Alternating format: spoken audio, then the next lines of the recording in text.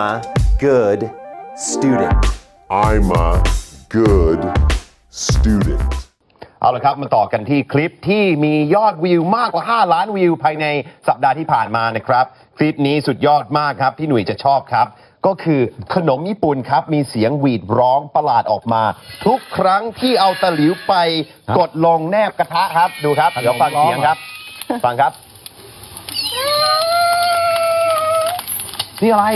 เสียงหมูเสียงเป็นมั้ยเนี่ยเสียงเด็กร้องไห้หรือเปล่าครับ This Japanese snack cries out when cooked ก็คือร้องออกมาเมื่อถูกทอดนะครับแล้วก็เอาตะหลิวไปกดลงไปในกระทะอย่างนี้นะครับสงสัยว่ามันถูกผีสิงหรือเปล่าครับผีเวลา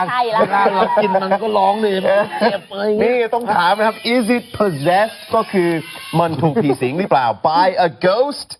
ฟังอีกรอบครับ Let's listen นี่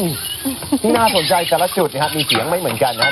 ที่ได้ยินเมื่อกี้เหมือนหมูนะครับแล้วก็มีเสียงแบบเด็กร้องหรืออะไรก็ไม่แน่ใจมันคืออะไรกันแน่แต่ยังไงก็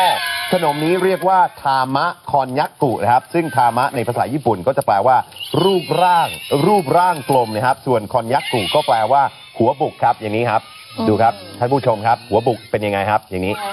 นะฮะเดี๋ยวกล้องมานี่ครับหัวบุกครับหัวบุกใช่ไหมอ๋อคนละร้องสิโอเคนั่นแหละฮะต้องถามครับ Has anybody ever tried tama konyaku before มีใครเคยลองกินดูไหมว่ามันอร่อยเหมือน หรือเปล่า ปลาเลยอ่ะหน่อย